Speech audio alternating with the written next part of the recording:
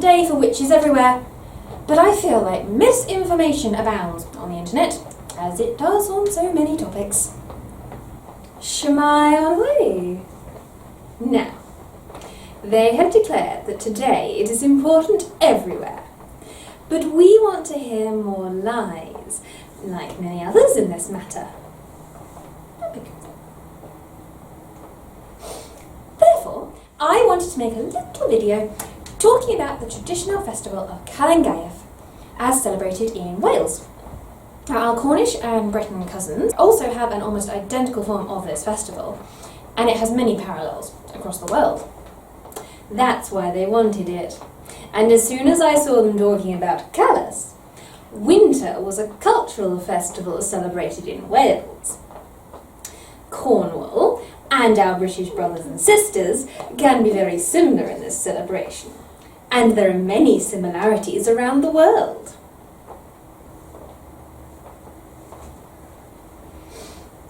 Unfortunately, my video seems to have been invaded by a mischievous little imp, bound on spreading more of the aforementioned misinformation across the internet.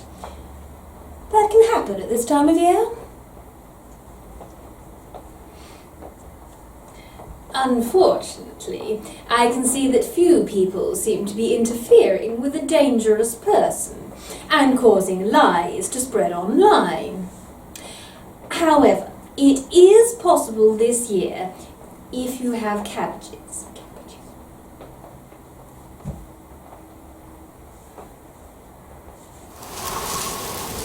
So, tonight is the festival of Noson Calan Gaeaf, or the start of winter.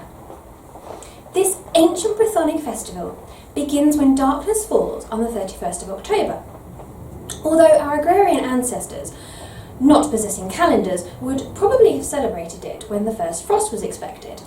So, tonight is the day to celebrate Halloween, or start Halloween. The old Brythonic game starts on the night of October 31st, although our parents, who did not have a calendar, showed up for the first call. You may have heard of the Irish festival of Samhain, which is celebrated today by many neo-pagans as an important part of their yearly cycle of seasonal celebrations. Calan Gaeaf is the Welsh equivalent of this festival, with marked similarities, suggesting it dates back many thousands of years. You may have heard of November National Day, which is celebrated by many non-Māori who attend their annual festivals. Calan Gaeaf represents Wales in a similar position, proving back thousands of years later. Some scholars believe it to have been the Celtic New Year, and although evidence for this is inconclusive, it is now accepted as such by many Celtic revivalists, and by many pagans and witches following a Celtic-inspired path. Some scholars believe that the Celtic New Year, and while its evidence is incredible, it is now accepted by many Celtic alarm clocks, as well as atheists and wizards who follow Celtic culture.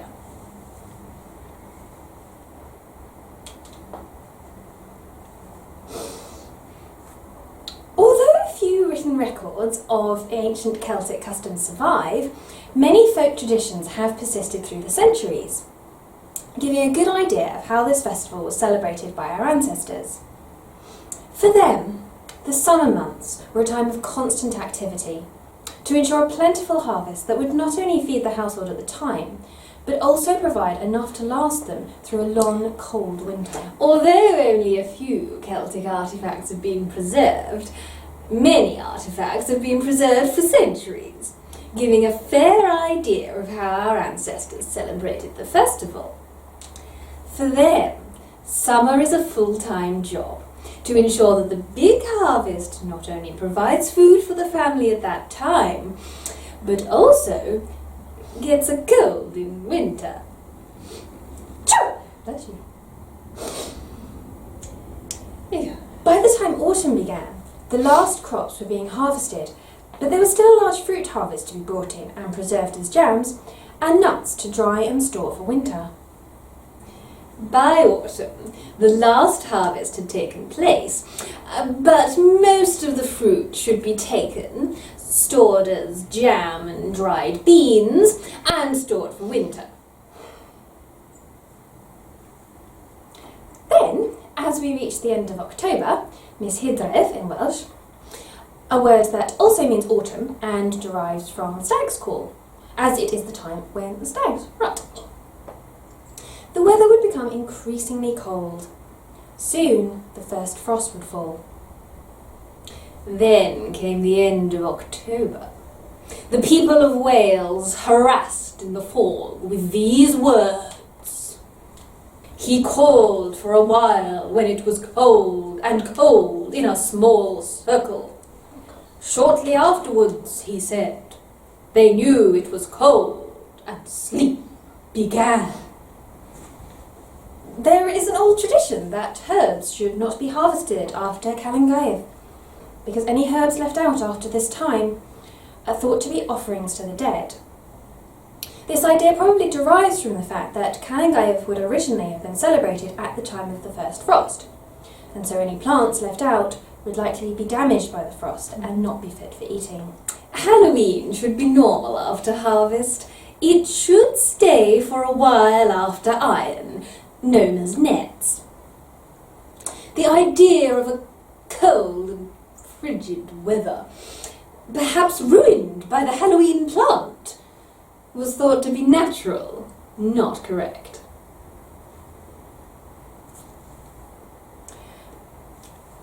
Calan Gaeaf, then, marks the end of the harvest season. People would have enjoyed a large feast at this time, because any fruits or other perishable harvests that had not yet been preserved for winter would need to be gathered in and eaten before the frost destroyed them. This feast is likely to have been held communally in many places, with people gathering around a central bonfire. Celtic festivals were often marked with large bonfires, as fire was considered a sacred element. So, Halloween marks the end of winter. It is popular right now because all harvested or approved fruit that is not stored in the winter must be harvested and eaten before they die. It was as if the festival had been held in many places as people gathered around a fire. Celtic festivals are often marked by fire because fire is considered questionable.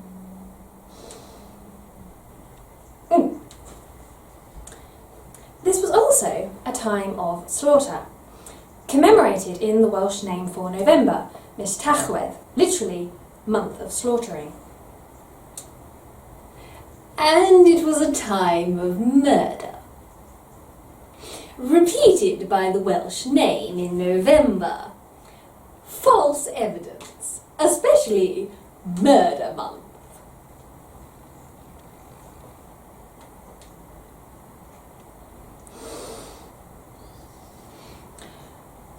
During the summer, sheep and goats would be sent out to pasture, but now it was time to bring them in for winter. If you were lucky, your animals would have multiplied during the spring, but now you had to decide how many you could afford to feed through the winter. Only the minimum number of the strongest animals would have been kept, and the rest killed. The sheep graze in the summer, but not in the winter. Rejoice! Do not worry about the winter you will use now. However, to measure the increase in the year, some of the most powerful animals kept a few of them. As much as possible of the meat would have been salted and preserved for the winter, but what couldn't be kept would have added to the feast. For your average peasant, meat wasn't generally a part of their diet, so this would have been a rare treat, if you like that sort of thing. To the extent that this can be done, irrigated food in sheaves was not in the winter, but it cannot be kept without adding to the game. with that part of their pet food. They don't have to eat it if you like.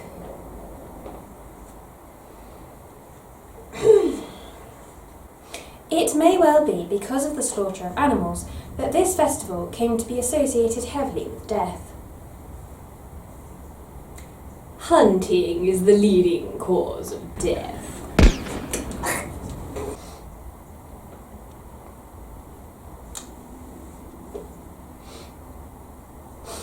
It is also a preparation for the winter months ahead, when many people would have perished from starvation and illness each year. So this too would have put death at the forefront of people's minds. And famine in the cold, and contagious diseases that have died many years ago. As in the past, no one else will die. Since Celtic law tended to divide the year into a dark and a light half, the transitional period between the two was seen as a time when the veil between the worlds grew thin. Halfway through, when he saw himself as the Black Lerry in the middle of the Celts, he divided the territory when the veil between the two of them.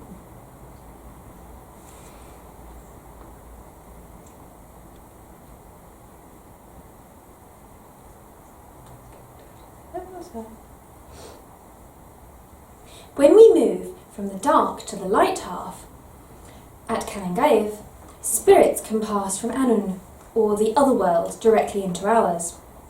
This meant that the dead would roam the lands at Calan Gaeaf, along with many other creepy spirits. If they had already passed the light, or something else in the Dark Ages, it would have shone. This means judging the dead on Halloween, as well as many alcoholics in Africa.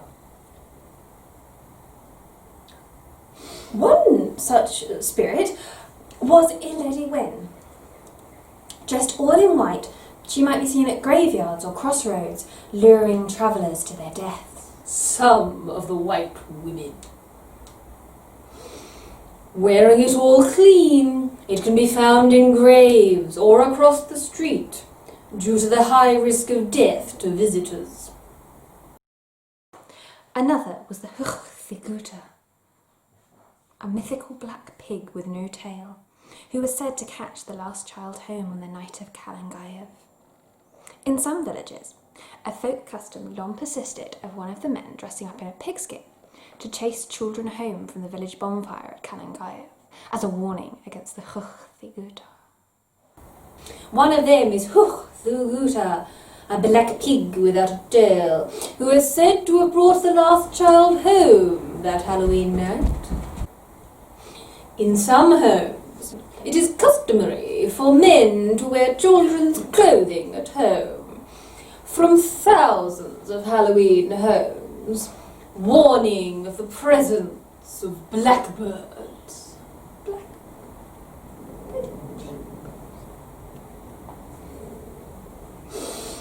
Meanwhile, if you were found crossing the wild places of the country, Aaron or Gwynapneith, the king of the dead with his spectral hunting dogs, might just spirit you away to Annwn. Now, if you see the animals of the world, Aaron or Gwynapneith, the king of the dead, and his hunting dogs, you are probably the spirit you can take from Annwn.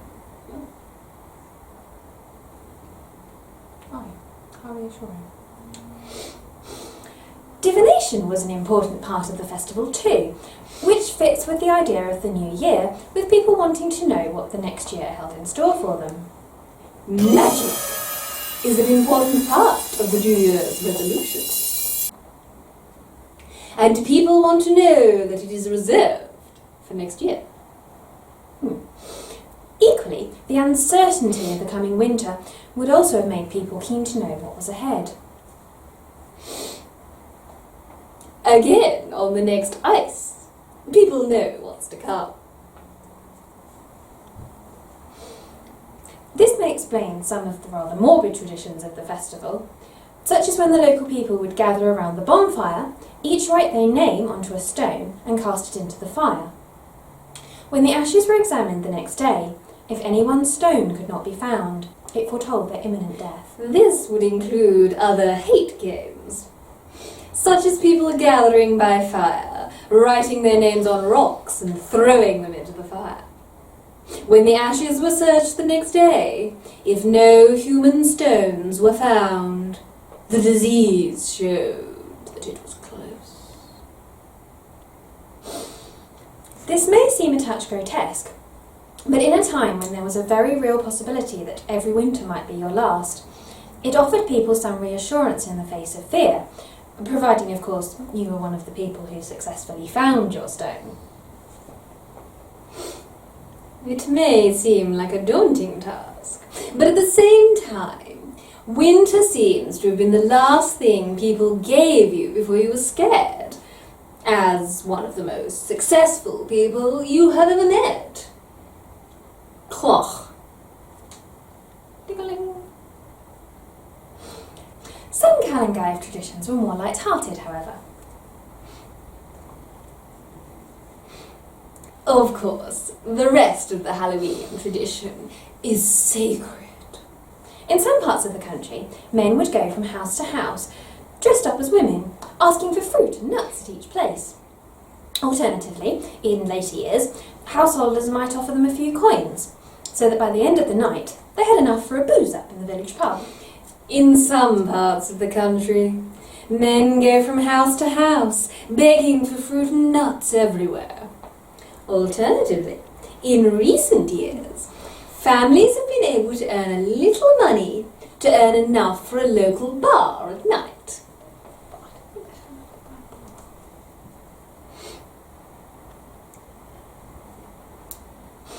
It was also said that if a young woman threw an apple peel over her shoulder, the way it landed would spell out the initial of her future husband.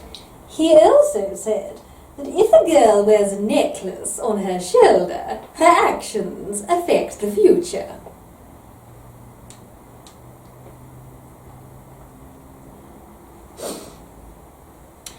Dressing up was always a part of the Calan Gaeaf festivities. Since the dead were roaming the streets, and not all of them friendly, many people would disguise themselves with rags and masks, believing that if they resembled one of the dead, the spirits would leave them alone. The costume is a Halloween custom. When the dead walked down the street, not everyone loved each other. Many hid their clothes and shirts, thinking that if they were found dead, the ghosts would still leave them. Yourself. People would also carve out turnips and place candles inside them. These might be placed along roadsides or hung outside homes. It's not known exactly when this practice originated or precisely what the reasoning behind it was. People also make bottles and put candles in them. Can be placed on the side of the road or hung outside. It is unknown at this time what he will do after leaving the post. Some scholars think it was to frighten away evil spirits, or it could have been an invitation for the spirits of one's ancestors to visit. Some scholars believe that it is a threat to evil spirits, or an invitation to visit ancestral spirits. These lanterns came to be known as jack-o'-lanterns, a name also given to the ghostly lights sometimes seen over marshes. It also has links to an Irish folktale, and Irish settlers certainly carried the idea to America, where they took to using pumpkins instead. These lanterns are called jack-o'-lanterns, naming the spirits that are sometimes found on wet ground. It has to do with Irish cultural heritage and the Irish view of the United States, where pumpkins are used. If all of this sounds very familiar, it's because much of this tradition has survived into the modern day, albeit sometimes repackaged. Most of today's cultures are outdated over time, so they are all common. By the 8th century, the English Christians had begun to celebrate All Saints' Day, also known as All Hallows Day, on the 1st of November, even though the accepted date was the 13th of May. In the 8th century, British Christians began to celebrate All Saints' Day, later called Saints' Day, on November 13th, with the exception of May 13th, the official day. In 835, the Pope officially moved the date of this festival to its present 1st of November, with All Souls' Day later being added on the 2nd of November. In 835, the Pope celebrated May Day on November the 1st, and the Days of the Spirit ended on November 2nd. Thus, people continued their festivities in the Celtic areas of Britain and Ireland, with the English also adopting many of their traditions under the name of All Hallows Eve, or Halloween. The people of the Celtic region of England and Ireland continued to celebrate British culture. It's called All Hallows Eve, or Halloween.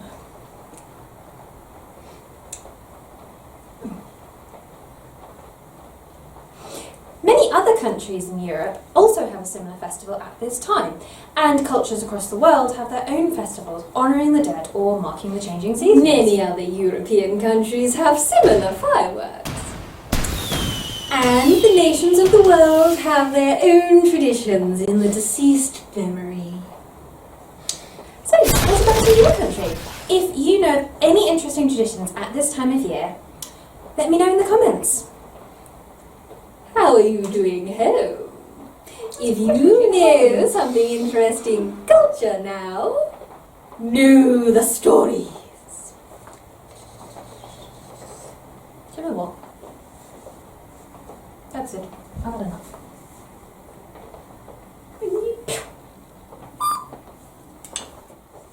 Good day to you.